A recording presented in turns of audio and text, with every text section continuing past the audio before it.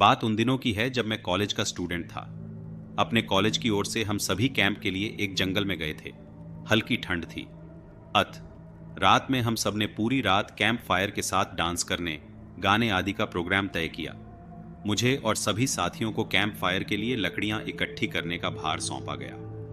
मैं निकला तो सबके साथ ही, लेकिन जंगल के प्राकृतिक सौंदर्य में भटकता हुआ अकेले बहुत दूर कहीं निकल गया।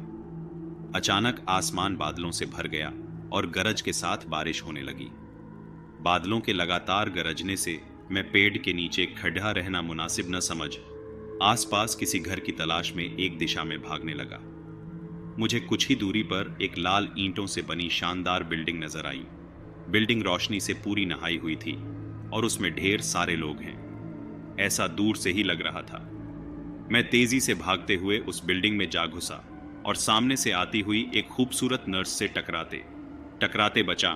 नर्स ने मुझे घूर कर देखते हुए कहा, बहुत अधिक भीग गए हो, सर्दी लग जाएगी।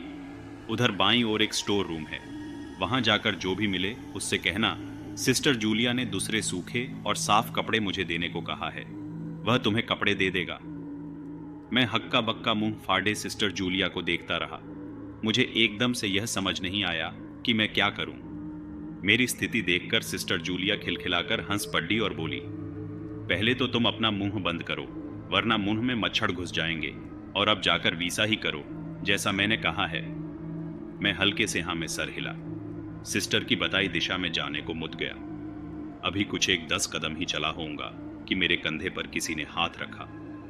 मैं चौंक कर पीछे मुड़ा और अपने सामने आर्मी की वर्दी में एक युवक को खड़ा मुस्कुराता पाया।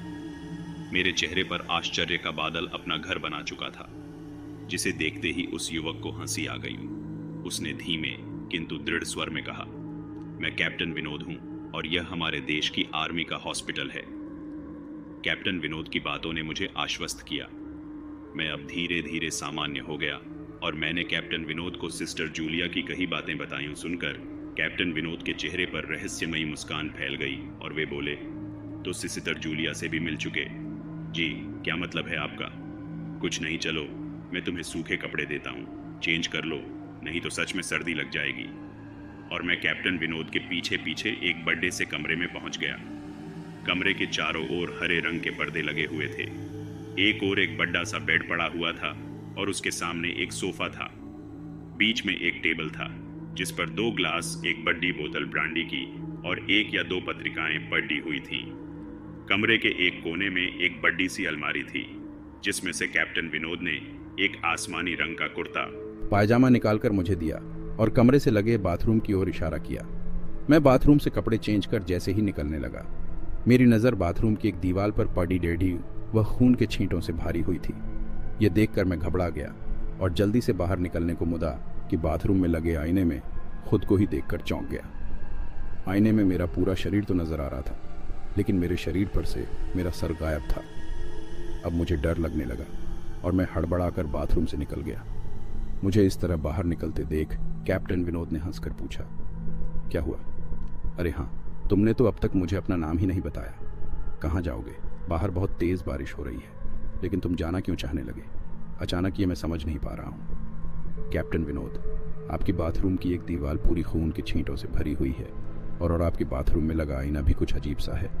उसमें मुझे मेरा पूरा शरीर तो दिखाई दिया, लेकिन मेरा सर ही गायब था।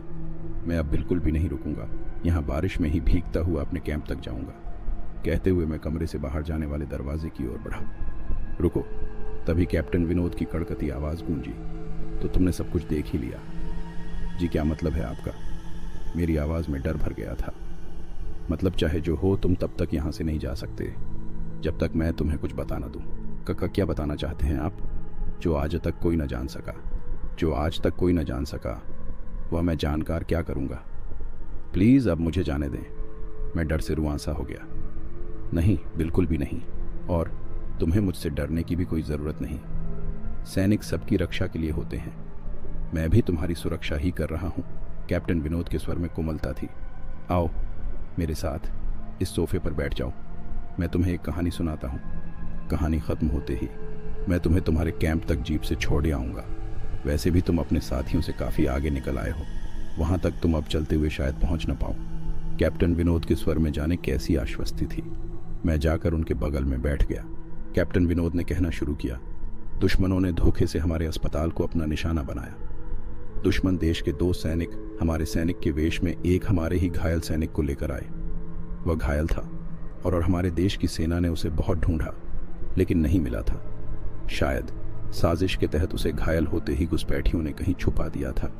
अचानक अपने खोए सैनिक को अपने हॉस्पिटल में पा सभी खुश हो गए और बिना अधिक पड़ीडेदाल किए हॉस्पिटल के गेस्ट रूम में घायल को लेकर आने वाले छद्मवेशधारियों को ठहरने की इजाजत दे दी गई। अभी उस सैनिक का इलाज चल ही रहा था कि जोरों का ब्लास्ट हुआ और पूरा हॉस्पिटल एक पल में खंडहर में तब्दील हो गया।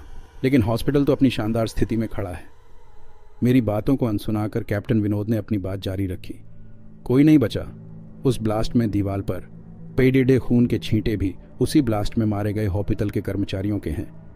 हाँ, पर यह हॉस्पिटल तो मुझे खंडहर नहीं दिखता। जवाब में कैप्टन विनोद के चेहरे पर रहस्य भरी मुस्कान फैल गई और उनका चेहरा अजीब से भावों से भर गया। मैं उनके चेहरे को देखकर अंदर से दहल गया।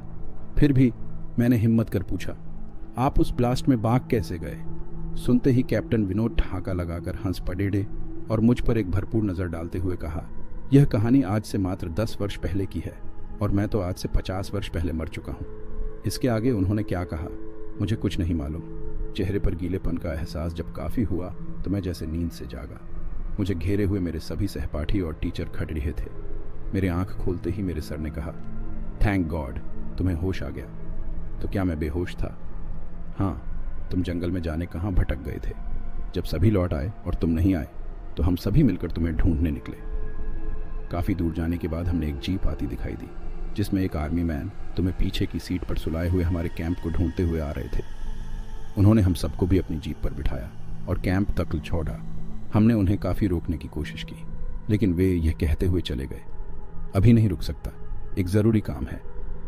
जब हमने तुम्हारे बेहोश जाने और उन तक तुम्हारे पहुंचने के बारे में पूछा तो बोले, सोमेश ही बताएगा और जो भी बताएगा वह सब अक्षरश सच होगा। सबकी उत्सुक निगाहें अपनी ओर लगी। देख, मैंने धीमे स्वर में पूछा, प्लस क्या उनका नाम कैप्टन विनोद था? सर ने हाँ मैं सर हिलाया। मैंने सबको उधर चलने को कहा जिधर से सबने जीप आती देखी थी। पहले तो सर तैयार नहीं हुए, लेकिन मेरे बहुत कहने पर वे राजी हो गए। सुबह होते ही हम उधर की ओर गए। मैं उस जगह पर पहुंचकर गहरे आश्चर्य में डूब गया। वहां एक अधजला खंडहर था जिसके एक टूटे पत्थर पर लिखा था, आर्मी हॉस्पिटल वर्टिकल बार।